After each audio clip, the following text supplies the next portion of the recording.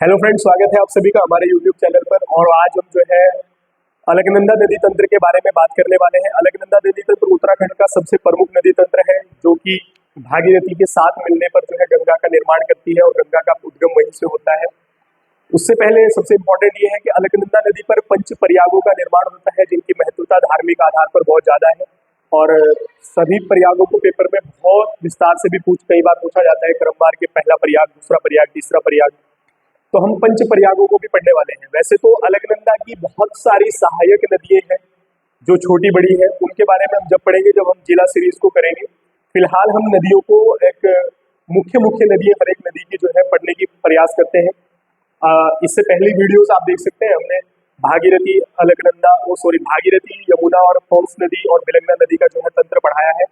आज हम अलकनंदा नदी का बात करेंगे, सभी बनने वाले पंच प्रयागों की बात करेंगे, इसकी सहायक नदियों की बात करेंगे और फिर जो है गंगा नदी को जो है बनाएंगे। ठीक है, तो देखो सबसे पहले कहाँ से निकलती है, ये बड़ा इंपॉर्टेंट है। अलकनंदा नदी चमोली जनपद से निकलती है और ये इंपॉर्टेंट है कि कितने जनपदों में बहती है ये नदी। ठीक है, तो चमोली में बहने के बाद ये टिहरी में प्रवेश करती है और जो है रुद्रप्रयाग में प्रवेश करती है और रुद्रप्रयाग के बाद ये टिहरी में प्रवेश करती है और वहां पर ये भागीरथी से मिलती है। तो इसका जो प्रवाह तंत्र है वो 3 जनपदों में है, चमोली, रुद्रप्रयाग और टिहरी। ठीक है, सबसे पहले बात ये आती है कि निकलती कहाँ से है। तो चमोली नदी संतोपत पर्वत के संतोपत ताल, संतोपत पर्वत जो है चमोली में है, वहां पर संतोपत ताल या फिर जिसको दूसरी जो है बोलते हैं क्षीर सागर, वहां से निकलकर जो है हमारी अलकनंदा नदी चलती है। ठीक है, अब इसकी वैसे तो बहुत सारी मुख्य नदी है, लेकिन इंपॉर्टेंट नदियों को हम इस वीडियो में पढ़ने का प्रयास करेंगे। तो सबसे पहले ऊपर से इसमें जो है एक नदी आकर मिलती है जिसका नाम है सरस्वती। तो सरस्वती सबसे पहली सहायक नदी है अलकनंदा की और ये मिलती कहाँ पर है, तो ये बड़ा इंपॉर्टेंट है। पहले हम जो है सरस्वती नदी का जो है निकलने का क्रम देखते हैं कि निकलती कहाँ से है। ठीक है, तो सरस्वती नदी जो है वो कामेट चोटी से निकलती है। कहाँ से निकलती है? कामेट चोटी से। और कामेट चोटी या कामेट पर्वत जो है वो आपका चमोली में ही है। और कामेट चोटी का भी जो है वहां पर एक ताल है जिसका नाम है देवताल। क्या है? देवताल। ठीक है, तो कामेट चोटी के देवताल से निकलकर जो है अलकनंदा में सरस्वती नदी सबसे पहले मिलती है। और बच्चों जहां पर ये मिलती है ये बड़ा इंपॉर्टेंट है। अलकनंदा नदी पर सबसे इंपॉर्टेंट है आपको इसके संगम पहचानना कि नदी निकलकर और मिली कहां पर है। ठीक है, तो जहां पर ये मिलती है वहां पर बनता है केशव प्रयाग। कौन सा? केशव प्रयाग। ठीक है, ध्यान से सुनना, अभी हम आगे बताएंगे इससे कैसे पेपर में प्रश्न पूछा जाता है। तो सबसे पहले ये सरस्वती नदी जो है अलकनंदा में मिली है और जहां पर मिली है तो वहां पर बना है केशव प्रयाग। ठीक है, आगे बढ़ने पर इसमें एक नदी आकर मिलती है जिसका नाम है ऋषि गंगा सेकंड, क्योंकि जो है एक ऋषि गंगा जो है हमने यमुना की सहायक मिलाई थी। ठीक है, तो इसमें जो है आगे बढ़ने पर एक नदी आकर मिलती है जिसका नाम है ऋषि गंगा नदी। ठीक है, कौन सी नदी? ऋषि गंगा नदी। और ऋषि गंगा नदी जो है वो नीलकंठ पर्वत से निकलकर आती है। कहां से आती है? नीलकंठ पर्वत। और ये चमोली में है। कहां पर है? चमोली में। ये चमोली वाला जो है नीलकंठ पर्वत है और नीलकंठ पर्वत से निकलकर जो है ऋषि गंगा जो है नदी कहां पर अलकनंदा में मिलती है, तो ये मुख्य है। तो ये बद्रीनाथ में अलकनंदा से मिलती है। कहां पर? बद्रीनाथ। ये है इंपॉर्टेंट। तो वो पूछता है कि अलकनंदा और जो है ऋषि गंगा का संगम कहां पर होता है, तो बद्रीनाथ में होता है, या बद्रीनाथ में किन नदियों का संगम होता है। ठीक है, अब आगे बढ़ते हैं। ठीक है, आगे बढ़ने पर इसमें सबसे मुख्य नदी एक आकर मिलती है जिसका नाम है पश्चिमी धौली गंगा। ठीक है, इसमें जो है आगे बढ़ने पर एक मुख्य नदी आकर मिलती है जिसका नाम है पश्चिमी धौली गंगा। ठीक है, और पश्चिमी धौली गंगा जो है वो कुनलुन श्रेणी से निकलकर आती है। कहां से आती है? कुनलुन श्रेणी। ठीक है, तो यहां से निकलकर जो है पश्चिमी धौली गंगा जो है अलकनंदा में जहां पर मिलती है तो वो जगह है विष्णु प्रयाग। कौन सी जगह है? विष्णु प्रयाग। और सबसे इंपॉर्टेंट बात यह है कि यही विष्णु प्रयाग जो है पंच प्रयागों में सबसे पहला प्रयाग है। ये आप याद रखना। देखो पेपर में प्रश्न बनता है, वो देगा आपको क्या, निम्न में से कौन सा पंच प्रयागों में शामिल नहीं है, तो एक में आपको केशव प्रयाग देगा। केशव प्रयाग पंच प्रयागों में शामिल नहीं है। सबसे पहला प्रयाग जो है वो विष्णु प्रयाग है, जहां पर पश्चिमी धौली गंगा जो है वो अलकनंदा से मिलती है, ठीक है। उसके बाद आगे बढ़ने पर इसमें एक नदी आकर मिलती है जिसका नाम है नंदाकिनी, मुख्य नदी है नंदाकिनी, ठीक है। आगे बढ़ने पर जो है अलकनंदा में एक नदी आकर मिलती है नंदाकिनी, और नंदाकिनी नदी निकलती कहाँ से है, तो ये नंदा घगुटी से निकलकर आती है, ठीक है। नंदा घगुटी से निकलकर नंदाकिनी नदी, और जो है अलकनंदा में जहां पर मिलती है वहां पर बनता है नंद प्रयाग। क्या बनता है, नंद प्रयाग, और यही हमारा दूसरा प्रयाग है। ये आपने समझना है कि जो नंद प्रयाग है वो किन नदियों के संगम पर है, तो नंदाकिनी और अलकनंदा के संगम पर बसा है नंद प्रयाग, ठीक है। और नंद प्रयागी जो है ये पंच प्रयागों में दूसरा प्रयाग है।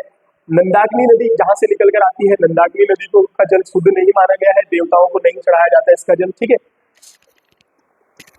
आगे बढ़ने पर जो है हमें, जब हम आगे बढ़ेंगे तो अभी हम दो प्रयाग हुए हैं, ठीक है। आगे बढ़ने पर इसमें जो है एक नदी आकर मिलती है नीचे से जिसका नाम है पिंडर, मुख्य नदी है। आगे बढ़ने पर जो है एक नदी आकर मिलती है अलकनंदा में, पिंडर नदी। अब पिंडर नदी कहाँ मिलती है ये बहुत इंपॉर्टेंट है, लेकिन कहाँ से निकलती है इसके बारे में बात कर लेते हैं, ठीक है। तो अलकनंदा नदी जो है वो पिंडारी ग्लेशियर से निकलकर आती है। कहाँ से निकलकर आती है, पिंडारी ग्लेशियर। और पिंडारी ग्लेशियर जो है वो बागेश्वर में है। कहाँ पर है, बागेश्वर में। कहते हैं कि सबसे तेज बहने वाली नदी है पिंडर नदी, जो है वो सबसे तेज बहने वाली नदी है। और पिंडर नदी बागेश्वर के पिंडारी ग्लेशियर से निकलकर कर्णप्रयाग में, चमोली में जो है कर्णप्रयाग अलकनंदा से मिल जाती है। चमोली के कर्णप्रयाग में अलकनंदा से मिलती है, और जो कि तीसरा प्रयाग है, जो कि पंच प्रयागों में तीसरा प्रयाग है, वहां पर जो है पिंडर नदी अलकनंदा में मिलती है और यहीं पर बनता है कर्णप्रयाग, ठीक है। उसके बाद नदी जो है आगे बढ़कर रुद्रप्रयाग में प्रवेश करती है, तो ऊपर से एक नदी आकर इसमें मिलती है, बहुत ही मुख्य नदी है, नाम है मंदाकिनी। कौन सी नदी है, मंदाकिनी। आपने जो है सबसे बड़ी आपदा, उत्तराखंड की सबसे बड़ी आपदा के बारे में सुना होगा।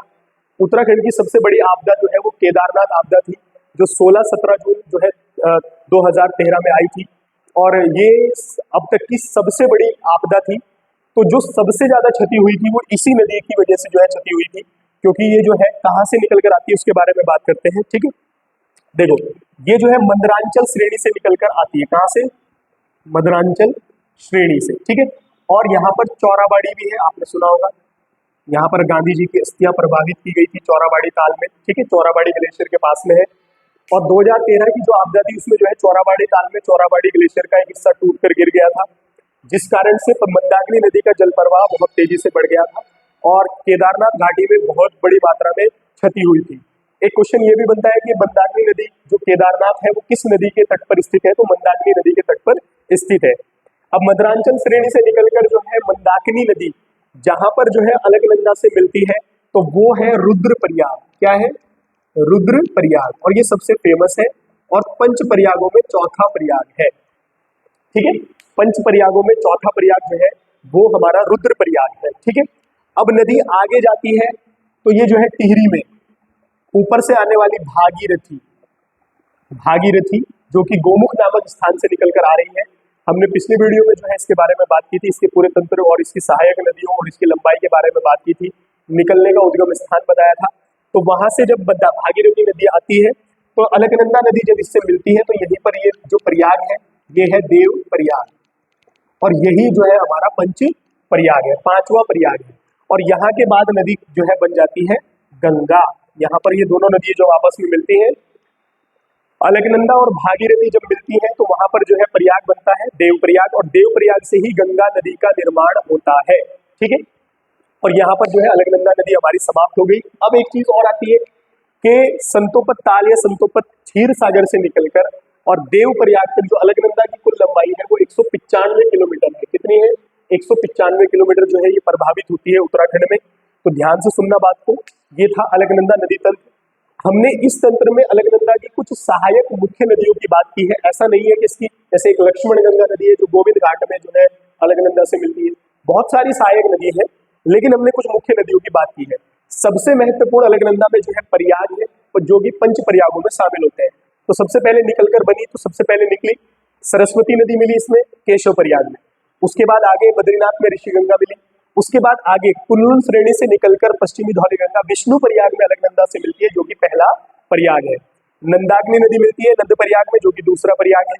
उसके बाद कर्ण प्रयाग में पिंडर नदी मिलती है, जो कि चौथा प्रयाग तीसरा प्रयाग है। उसके बाद रुद्र प्रयाग में मंदाकिनी नदी मिलती है, जो है चौथा प्रयाग है। और देव प्रयाग में जो है भागीरथी से अलकनंदा मिल जाती है, जो कि पांचवा प्रयाग है।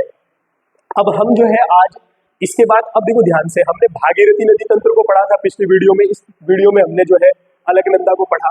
और अब सबसे मुख्य नदी जो है वो भारत की गंगा नदी है, जिसके बारे में हम बात करेंगे। उत्तराखंड में उसके बहने के क्रम और उसके निकलने और बनने के क्रम को पढ़ेंगे। और वो दो नदियों के मुख्य मिलने से बनती है, एक जो है अलकनंदा है और दूसरी जो है भागीरथी है। ठीक है, तो अब हम जो है अगली वीडियो में अलकनंदा नदी तंत्र के बारे में बात करेंगे।